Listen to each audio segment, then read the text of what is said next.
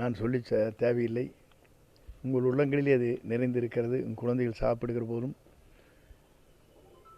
தாய் தந்தை இடத்திலே என்ன சொல்கிறார் என்பது நீங்களே புரிந்து கொண்டிருப்பீர்கள். எத்தனை பேர் கலந்துக்கிற மாதிரி சொல்லியிருக்கீங்க இந்த இதில்? அது அரசு விதிமுறைக்கேற்ப கலந்து கொள்ளப்படும். சார், இப்போ பார்த்தீங்கன்னா மதிமுக இருந்த நாஞ்சில் சமத் கூட இருக்காரு. இப்போ முன்னாள் அமைச்சர்கள் முன்னாள் இருக்கவங்க ஏதாவது வர்றதுக்கு வாய்ப்பு இருக்கா? பொறுத்திருந்து பாருங்கள் என்ன நடக்கப் போகிறது என்பதை நீங்களும் காணப்போகிறீர்கள். அன்றைய தினம் ஏதாவது முன்னாள் அமைச்சர்கள் சேர வாய்ப்பு இருக்கா? ஏன்னா நீங்கள் கோவிட் திருமணப்போ சொன்னீங்க பல முன்னாள் அமைச்சர்கள் சேர வாய்ப்பு இருக்கு. 16ஆம் தேதி தான் சொல்லியிருக்கிறேன்.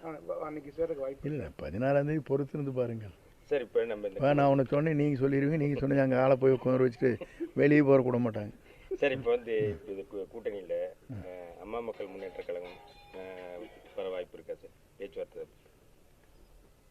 ஒவ்வொரு இயக்கங்களும் தன்னுடைய கொள்கை ரீதியாக தங்கள் பயணங்களை மேற்கொண்டிருக்கிறார்கள். அவரவர்களும் ஒரு நல்ல இயக்கத்தோடு, அதுவும் புதிதாக உருவாக்கப்பட்டிருக்கிற நல்ல மனதோடு அவர் தமிழக வெற்றிக் கழகத்தினுடைய தலைவர் வருகிற போது தமிழ்நாட்டில் ஒரு மாற்றங்கள் ஏற்படும் என்று எண்ணங்கள் எல்லோருக்கும் இருக்கிறது. அந்த அடிப்படையில் ஒவ்வொருவரோடு பேச்சுவார்த்தை நடத்துவதற்கும் வாய்ப்புகள் இருக்கிறது.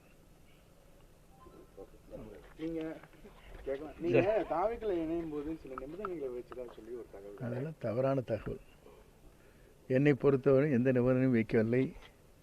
என்னை யாரும் இங்கே அன்றைக்கு நான் சொல்லிட்டேன், நிபந்தனை வைத்து ஒரு இயக்கத்தில் யாரும் இணைந்து விட முடியாது. மனம் இருந்தால் மார்க்கம் உண்டு.